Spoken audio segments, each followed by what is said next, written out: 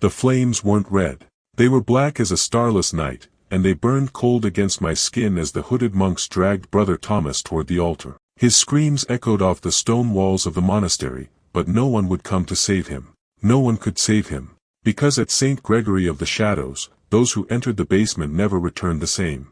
And when I saw the marks on his flesh, the same marks that now burned on my own hands, I knew my soul no longer belonged to me. The pact had been sealed, and the dark fire of purgatory was claiming me as its own. Good evening, everyone. Before I begin this story you'll never forget, I need to ask you a favor. If you enjoy true terror, the kind of stories that will make you sleep with the lights on, subscribe to this channel and hit that notification bell. And please, leave me a comment telling me what country you're watching from and what time it is there.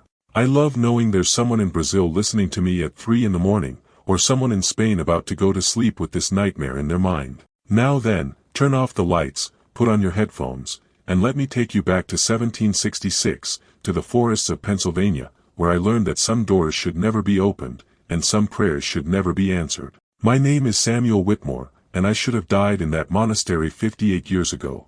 But death, I learned, is not always the end. Sometimes it's just the beginning of something far worse. It was the autumn of 1766 when I first set foot on the grounds of St. Gregory of the Shadows. The monastery sat deep in the Pennsylvania wilderness, 3 days' ride from the nearest settlement. The trees grew so thick around it that even at midday, the forest remained draped in perpetual twilight. I was 23 years old, fresh from my studies in theology at Harvard, filled with zealous faith and the arrogant certainty of youth. I had volunteered to join the monastery after hearing Father Benedict speak at the college. He was a gaunt man with eyes that seemed to look through you rather than at you. He spoke of a holy mission, of a place where men dedicated themselves to prayer and penance, where they battled the very forces of darkness through devotion and sacrifice. It sounded noble. It sounded like exactly what my soul needed. How foolish I was. The journey through the forest was oppressive. My guide, a local trapper named Josiah, barely spoke the entire 3 days. When he did, it was to mutter warnings. "Don't go there, boy," he said on the second night as we camped. "That place ain't right. Folks who go there, they change. And some don't come back at all." I dismissed his concerns as superstition. The ignorant fears of simple folk, I thought. I was going to serve God. What could be more right than that? On the 3rd day, the monastery emerged from the mist like a tombstone jutting from the earth. It was built of gray stone that seemed to absorb light rather than reflect it. 3 stories tall with a bell tower that pierced the canopy like an accusing finger pointed at heaven. The windows were narrow slits, and I couldn't see any light within. The grounds were surrounded by a stone wall, and the iron gate stood open, as if waiting for me. Josiah stopped at the edge of the tree line. "This is as far as I go," he said. "May God have mercy on your soul, boy." He turned his horse and disappeared into the forest before I could respond. I approached alone. The gate didn't creak as I passed through it. It was silent as a grave. The courtyard was empty, overgrown with weeds that seemed to writhe in the cold wind. I tied my horse to a post and climbed the stone steps to the heavy wooden door. I knocked 3 times. The silence that followed was absolute. No birds sang. No insects buzzed. Even the wind seemed to hold its breath. Then the door opened. Father Benedict stood in the doorway, exactly as I remembered him, though somehow he seemed taller here, more imposing. His smile was thin. "Brother Samuel," he said, "we've been expecting you. Welcome to St. Gregory of the Shadows.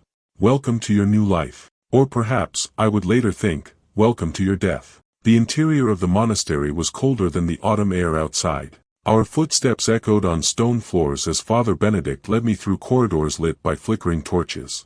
The walls were bare except for crucifixes, but these were unlike any I had seen before. The Christ figures were twisted in agony, their faces contorted in expressions of absolute terror rather than peaceful sacrifice. "We have 17 brothers here," Father Benedict explained as we walked. "Each has dedicated his life to our sacred mission. You will meet them at Vespers this evening." "What exactly is the mission, Father?" I asked. "Your sermon spoke of battling darkness, but you weren't specific." He stopped and turned to face me. In the torchlight, his eyes gleamed with something I couldn't quite identify. "There are thin places in the world, Brother Samuel, places where the veil between our realm and the next grows threadbare. This monastery was built on such a place. We are the guardians. We keep the door closed." "What door?" His smile widened. "You'll understand in time. For now, let me show you to your cell. My room was exactly that, a cell. 8 feet by 6 feet, containing only a wooden cot with a thin mattress, a small table, and a chair. A single window no larger than my hand looked out onto the courtyard. On the table sat a Bible, a candle, and a strange object I didn't recognize, a small iron disc engraved with symbols that hurt my eyes to look at. "What is this?" I asked, picking it up. Father Benedict's hand shot out and grabbed my wrist. His grip was ice cold. "Don't touch that," he hissed. Then, composing himself, he released me and smiled again. "Forgive me. That is a holy relic. It must not be handled carelessly. It protects you while you sleep." "Protects me from what?" "From the dreams, Brother Samuel, from the dreams." He left me alone then, and I sat on the cot, my wrist still aching from his grip. Outside, the afternoon light was fading, though it couldn't have been past 3 o'clock. The forest pressed against the monastery like a living thing, and I felt, for the first time, a cold finger of fear trace down my spine. But I was here to serve God. I opened my Bible and began to pray. The bell tolled for Vespers at 6 o'clock, and its sound was wrong. Instead of the clear, bright ring of a church bell, it produced a deep, resonant tone that seemed to vibrate in my chest, in my bones. I followed the sound to the chapel, descending a winding staircase that seemed to go down much further than necessary. The chapel was underground. It was a vast circular room carved from living rock. Torches lined the walls, casting dancing shadows that seemed to move with purpose. In the center stood an altar of black stone, and behind it, instead of a cross, there was a circular door of iron covered in the same symbols that adorned the disc in my room. The 17 brothers stood in a circle around the altar, all wearing black robes with deep hoods that hid their faces. Father Benedict stood at the altar, his arms raised. "Brothers," he intoned, his voice echoing strangely in the chamber. "A new soul joins our vigil. Brother Samuel, step forward." I walked to the center of the circle, feeling all those hidden eyes upon me. "Do you swear to keep the sacred trust?" Father Benedict asked. "I do," I replied, though I didn't know what trust one was swearing to keep. "Do you swear to maintain the vigil, to keep the doors sealed, to offer your prayers and your devotion to our holy mission?" "I do." "Then kneel." I knelt before the altar. Father Benedict produced a small knife and, before I could react, cut my palm.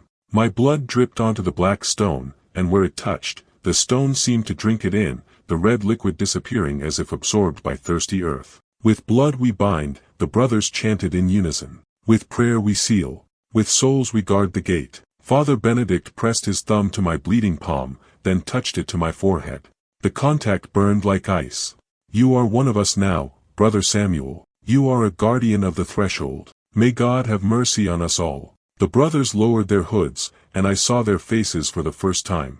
Some were young, no older than I. Others were ancient, their skin like parchment stretched over skull. But all of them shared one thing, their eyes. They were hollow, haunted, as if they had seen something that had burned away part of their humanity. One brother in particular caught my attention. He stood directly across from me, younger than most, perhaps 25. His face was gaunt, and his eyes held a desperate warning. He mouthed something to me, but Father Benedict clapped his hands before I could decipher it. "Come, brothers. Let us feast in celebration of our new member." The feast was held in a dining hall as austere as the rest of the monastery. The food was simple, bread, thin soup, water. But I barely tasted it. I couldn't stop thinking about the ceremony, about my blood being absorbed by that black stone, about the iron door behind the altar. The young brother who had tried to warn me sat beside me. When Father Benedict wasn't looking, he leaned close and whispered, "My name is Brother Thomas. We need to talk. Alone. Meet me in the library at midnight. Don't let anyone see you." Before I could respond, he stood and left the hall. That night, I lay in my cell, unable to sleep. The iron disc on my table seemed to pulse with a faint light, and outside my window, I heard sounds that couldn't possibly be real, whispers in languages I didn't understand, footsteps that walked in circles around the monastery, and once, a scream that was abruptly cut short. I prayed. I prayed harder than I ever had in my life, but my prayers felt hollow, as if they were falling into an abyss rather than rising to heaven.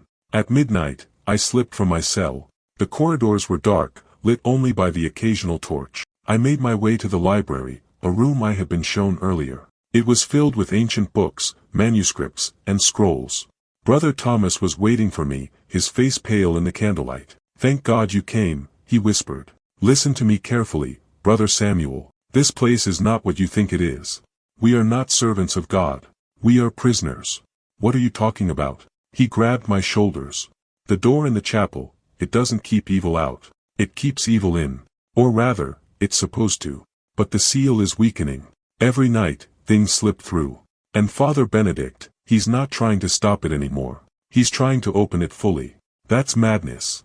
Why would a man of God? He's not a man of God." Thomas hissed. "He made a pact, Samuel. Years ago, he made a pact with what's behind that door. He promised it souls in exchange for power. We're not guardians. We're offerings." I stepped back, shaking my head. "No. This is blasphemy. I should report you to Father Benedict." Thomas's eyes filled with tears. "Don't you understand? It's too late for me. I've been here 2 years. The marks have already appeared." He pulled up his sleeve, and I saw them, strange symbols burned into his flesh, the same symbols on the iron door, glowing faintly with a sickly green light. "Once the marks appear, you belong to it. The thing behind the door. The entity Father Benedict calls the dark fire." My hand unconsciously went to my palm, where Father Benedict had cut me, where my blood had touched the black stone. "Check your palm," Thomas said quietly. I opened my hand. There, faint but unmistakable, was the beginning of a mark. A symbol burned into my flesh, glowing with the same green light. The room spun. I gripped the table to steady myself. "How do we stop it?" "I don't know if we can. But there's a book, the Liber Animarum, the Book of Souls. It's kept in Father Benedict's chambers. It contains the original pact and maybe, just maybe, a way to break it. We need to." The library door slammed open. Father Benedict stood in the doorway, flanked by 2 other brothers. His face was no longer kind. It was cold, ancient, and something terrible danced behind his eyes. "Brother Thomas," he said softly, "I'm disappointed. I thought you had learned not to speak of things you don't understand." He turned to me. "And Brother Samuel, breaking curfew on your first night. How unfortunate." "Father Benedict," I began, but he raised his hand. "Silence. Brother Thomas will be disciplined. As for you, you will learn that obedience is the first virtue in St. Gregory. Return to your cell. We will discuss this in the morning." The 2 brothers grabbed Thomas. He struggled, crying out, "Samuel, don't let them take me to the basement. Whatever you do, don't go to the—" One of the brothers struck him across the face, silencing him. They dragged him away. Father Benedict stepped closer to me. "The basement is where we perform our most sacred rituals, Brother Samuel. Brother Thomas has lost his faith. He requires correction. You, however, still have a chance. Go to your cell, pray, and forget what he told you." It was the ravings of a mad mind. But as he spoke, I saw it, a flicker of dark flame in his eyes, burning with no light, consuming without heat. The dark fire. I stumbled back to my cell, my mind reeling. I looked at the mark on my palm.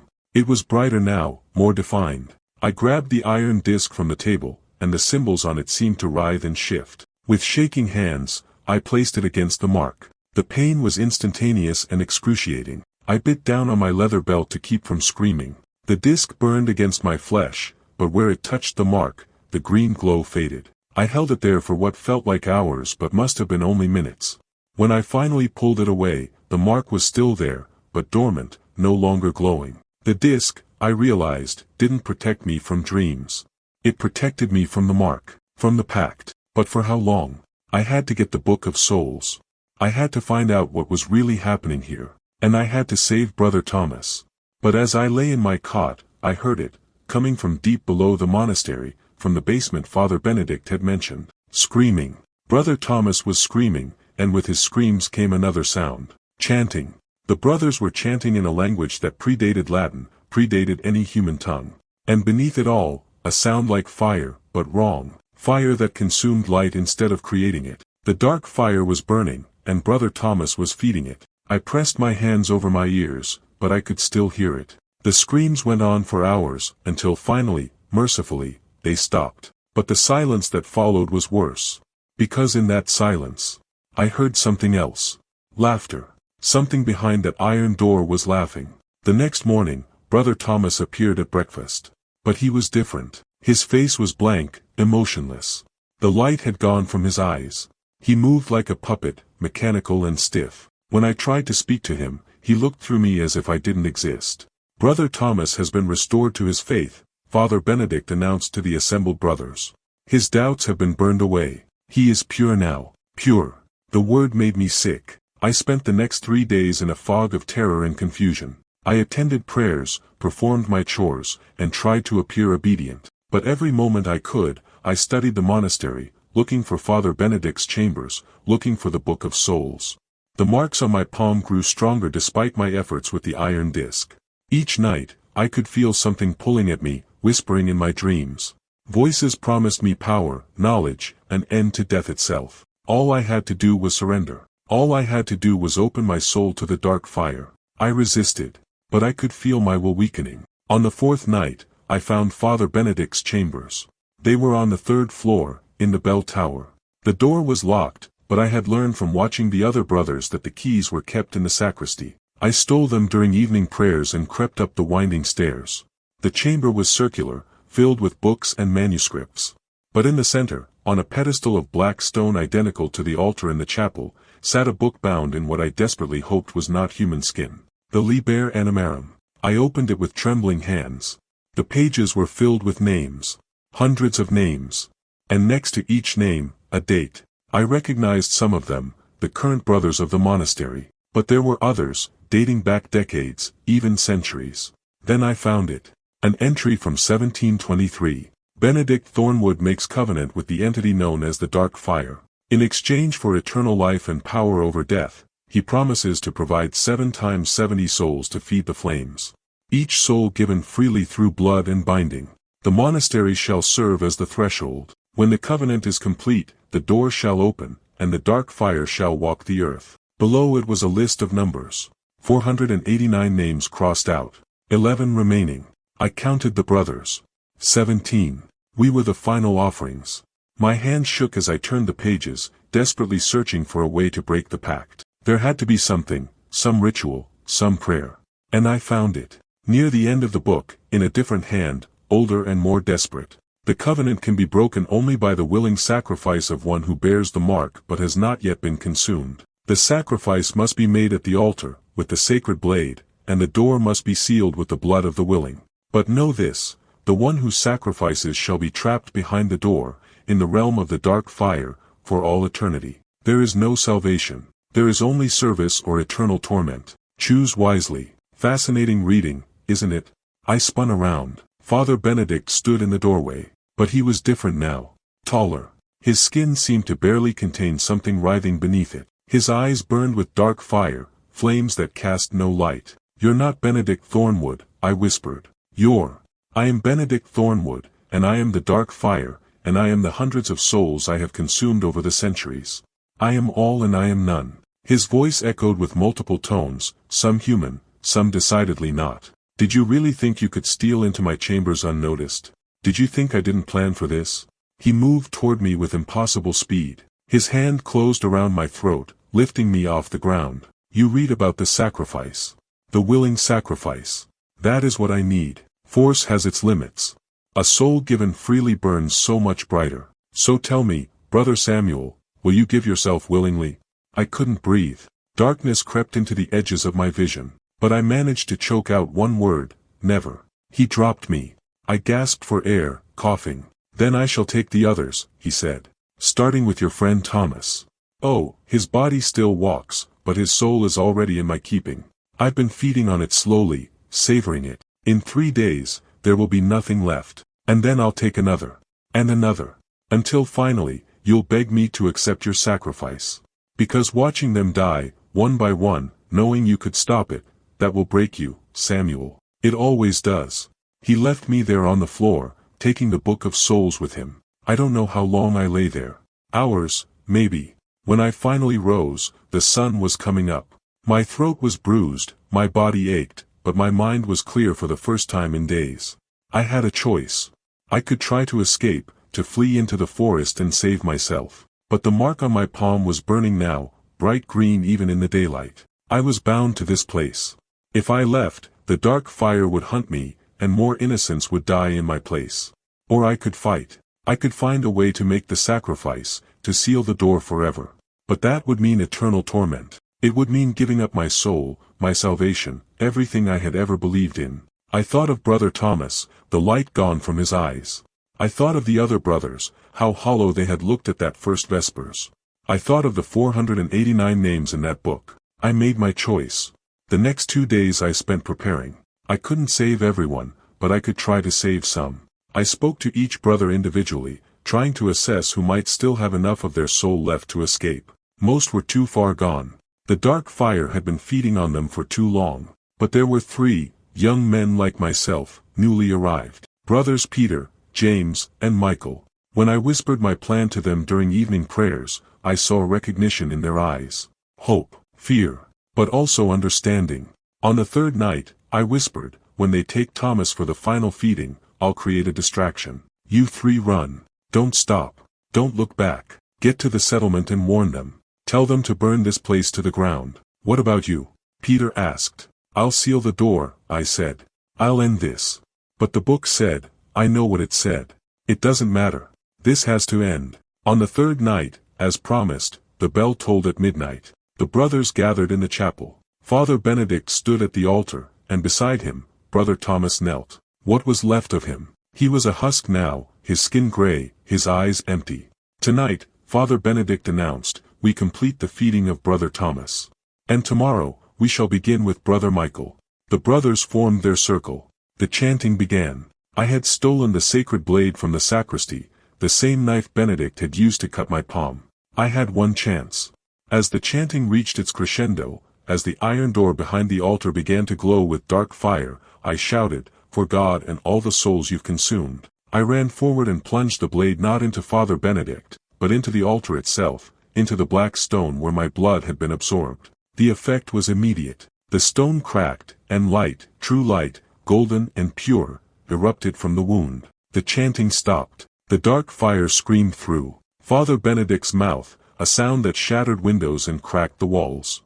Run! I shouted to Peter, James, and Michael. Run now! They didn't hesitate. They fled up the stairs. Father Benedict grabbed me, and his hands were no longer human. They were claws of shadow and flame. You fool! Do you know what you've done? The door is opening. You freed it. But he was wrong. The light from the altar wasn't opening the door, it was pulling everything toward it. I could feel it tugging at the mark on my palm, at the dark fire inside Father Benedict, at the fragments of souls still trapped in the other brothers. The willing sacrifice, I gasped. Not given to you. Given to seal the door. I grabbed Father Benedict and pulled us both toward the altar, toward that wound of light. He fought, screaming, burning my flesh with his touch. But I held on. I reached out with my marked hand and pressed it against the light. The pain was beyond description. It was every moment of suffering the dark fire had caused across centuries, concentrated into a single instant. My soul was being torn apart, examined, judged, and found both wanting and worthy. I felt myself being pulled through the altar, into the space between spaces.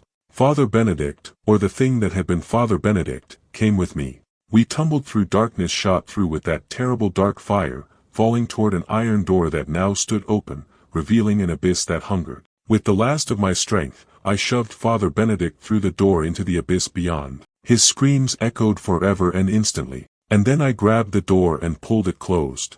The moment it shut, I felt the weight of eternity settle on my shoulders. I understood now. I wasn't trapped in the abyss with the dark fire. I had become the door itself. My soul was the seal. For as long as I maintained my will, my consciousness, my humanity, the door would remain closed. But I could feel the dark fire on the other side, pressing, always pressing. It whispered to me. It showed me visions of the world above, of the life I had given up. It promised me that if I just opened the door a crack, just let a little of its power through, I could return to the world. I could live again. And I knew it would whisper to me forever. The last thing I saw of the monastery was through a strange, distant perception. The remaining brothers, freed from Benedict's control, staggering up the stairs. The 3 young brothers I had saved returning with men from the settlement. Fire. They burned it all. The monastery, the books, the artifacts. But the chapel beneath, that they couldn't reach. It was sealed by the collapse, buried beneath tons of stone. And at the center, the altar with my blood still staining it, stood silent. I am still here. I have been here for 58 years. My body died long ago, I felt it expire in that first moment, the sacrifice accepted. But my consciousness remains, bound to this door, this threshold between worlds. The first year was the hardest. I didn't understand what I had become.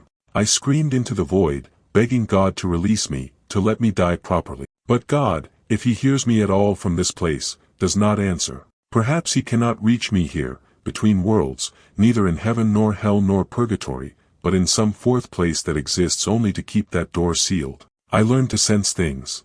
When someone walks above, in the ruins of the monastery, I feel their footsteps like tremors through my being. I've felt hundreds of people over the decades. Hunters, travelers, curious locals.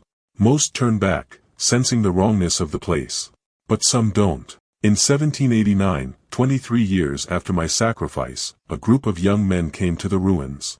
They were drunk, laughing, daring each other to explore the cursed monastery. One of them, a boy no older than 16, found the stairs leading down to the chapel. The collapse hadn't sealed it as completely as I had hoped. I felt him descending, step by step, torch in hand. I tried to warn him.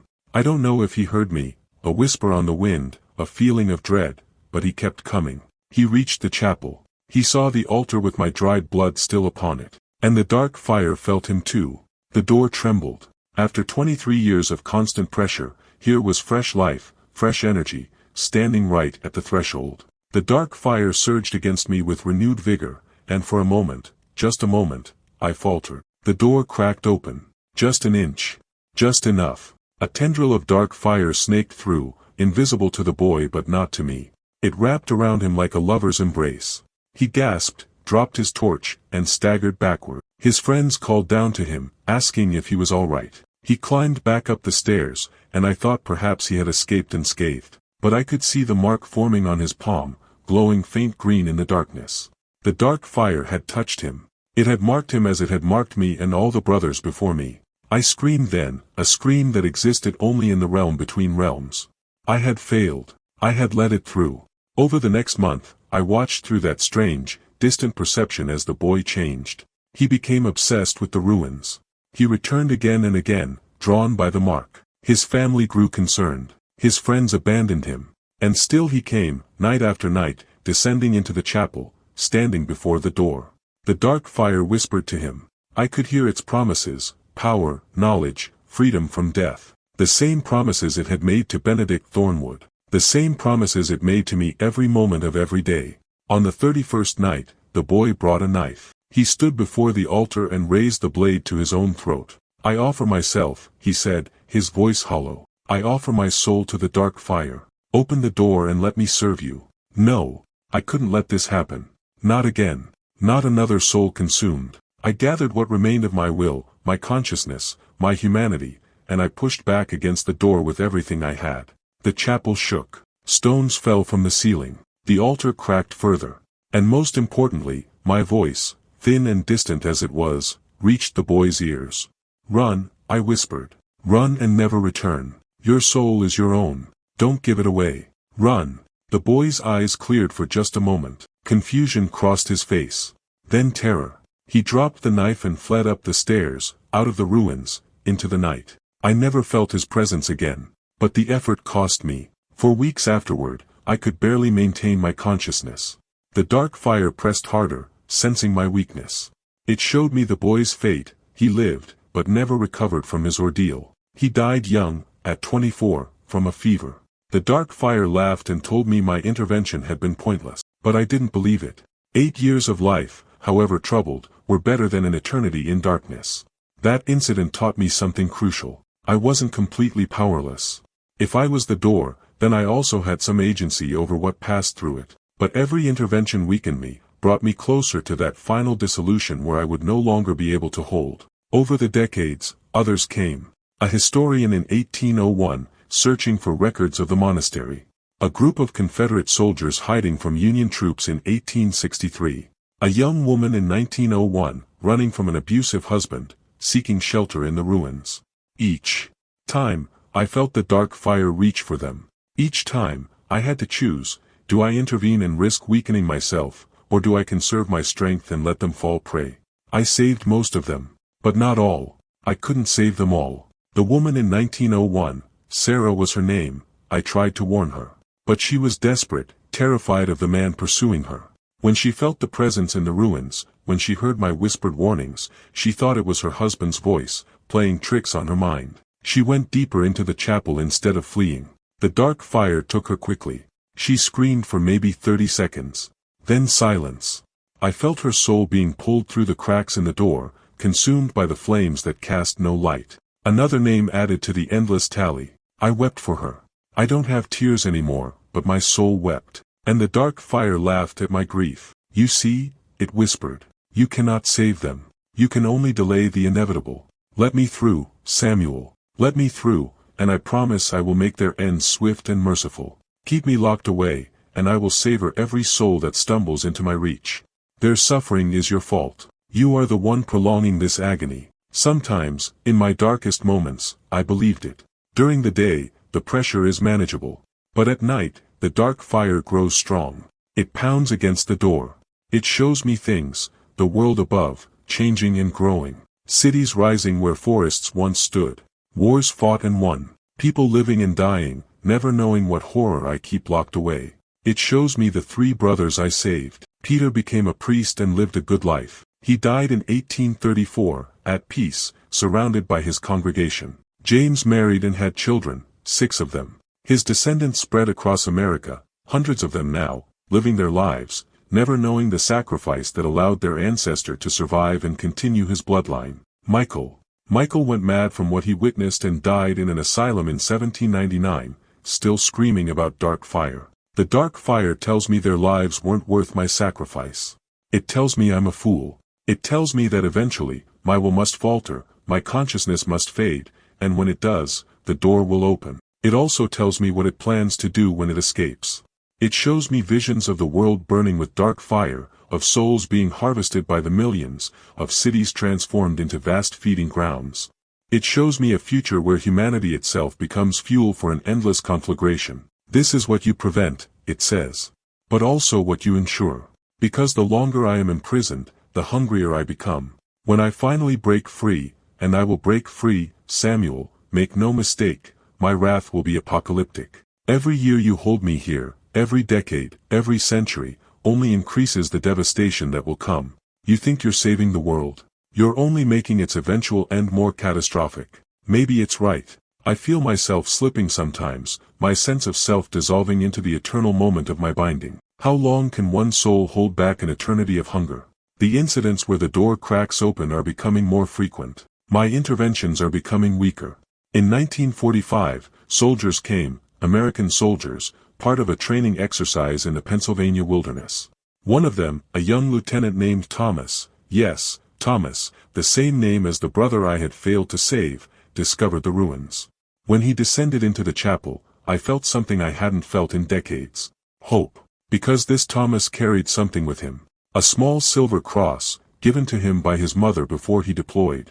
It was simple, plain, worth nothing monetarily. But it had been blessed and prayed over every night for years by a woman who truly believed. That cross blazed like the sun in my perception. It was consecrated, holy, pure in a way that nothing else had been that crossed my threshold in nearly 2 centuries. When the dark fire reached for Thomas, the cross burned it. The tendril of dark fire recoiled, and the door slammed shut with a force I hadn't been able to muster in years.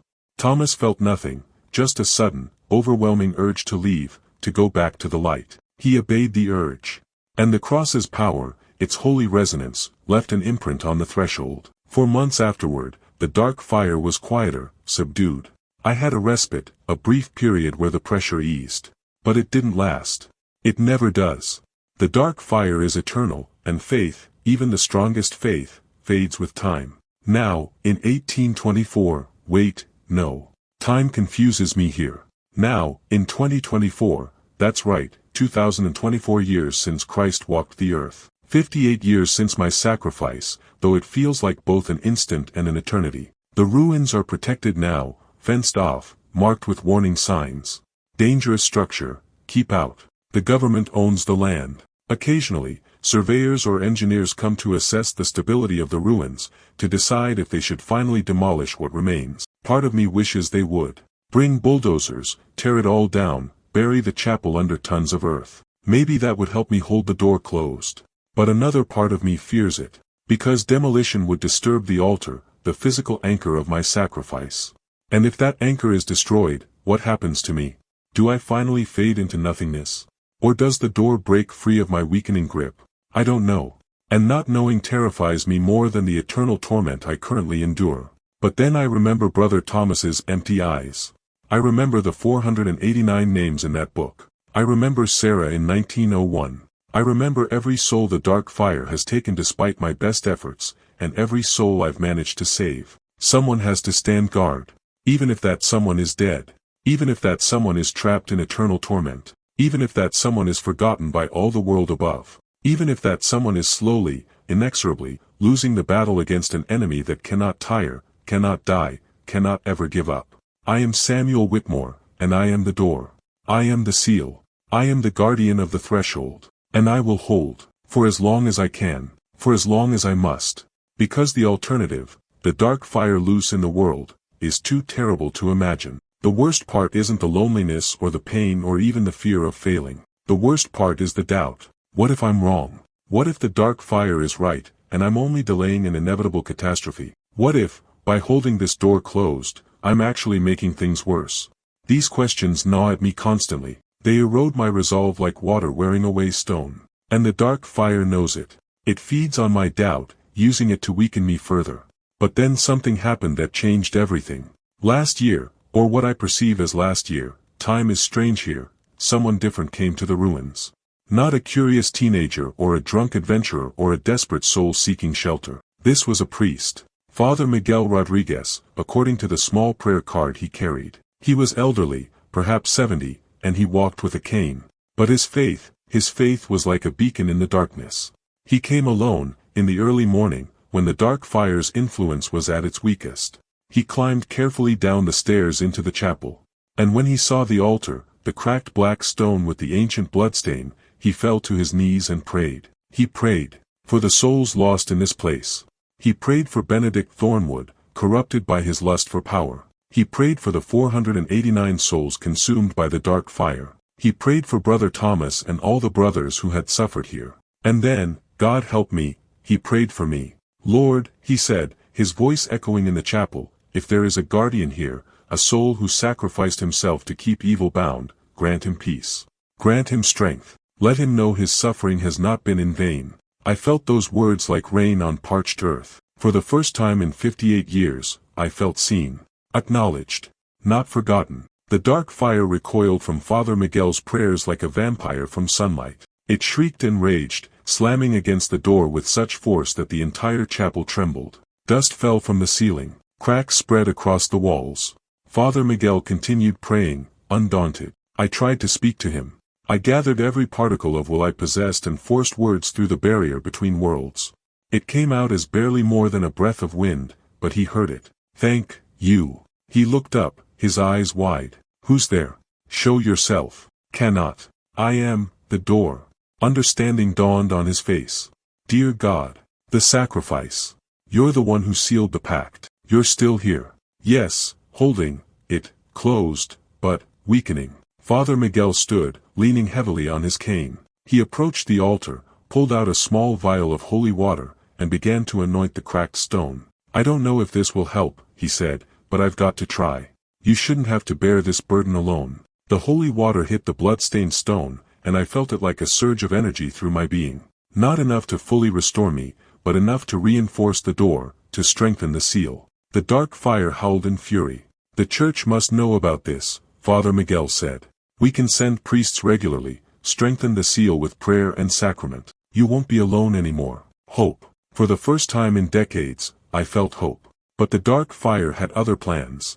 As Father Miguel turned to leave, to climb back up those stairs and bring help, the door buckled. I had been distracted by hope, by the possibility of relief, and in that moment of inattention, the dark fire struck. The door didn't open, I held it closed, but dark fire leaked through the cracks, invisible to Father Miguel's eyes. It coiled around his legs, his chest, his throat. He gasped and clutched at his chest. His cane clattered to the floor. He staggered, trying to reach the stairs. No, I screamed with every fiber of my being. Leave him alone. Take me. I'm here. I'm yours to torment. but leave him alone." The dark fire laughed. "You are already mine, Samuel. You have been mine for 58 years. But this one has power. This one has faith. Consuming him would give me the strength I need to finally break free." Father Miguel collapsed on the stairs, halfway to the surface. His hand reached upward, toward the light filtering down from above. His lips moved in prayer. "I made a choice then. The same choice I made 58 years ago. The same choice I've made 1,000 times since." I pulled the dark fire back. I grabbed it with the essence of my being and dragged it away from Father Miguel, back toward the door, back toward me. It fought, screaming, burning through what remained of my consciousness like acid. But I held on. "Go," I whispered to Father Miguel. "Go now. While I can hold it." With his last strength, the old priest crawled up the remaining stairs. I felt him emerge into the sunlight, felt him collapse on the ground above, gasping for air. He was alive. Barely, but alive. And I was less. Significantly less.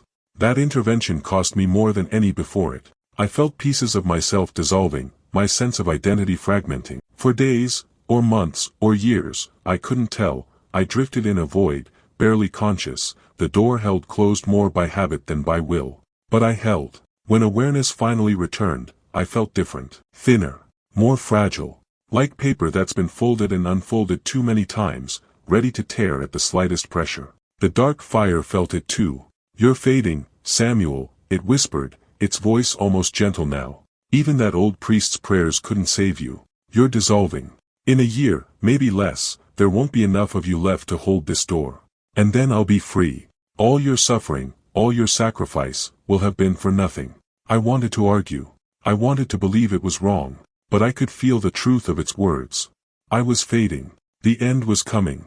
But Father Miguel survived. I learned this through my strange perception of the world above. He made it back to his church, told his story. They thought he'd had a stroke, that his tale of dark fire and sacrificed souls was the product of oxygen deprivation and brain damage. No one believed him. No reinforcements came. No priests arrived to help maintain the seal. I was alone again. As I had always been. As I would be until the end. So if you ever find yourself in the forests of Pennsylvania, and you come across old ruins of stone overgrown with vegetation, and you feel drawn to explore, and you find stairs leading down into darkness, turn back. Because I am down there, holding a door closed. And if you disturb my vigil, if you break my concentration for even a moment, you might just give the dark fire the opening it has waited centuries for.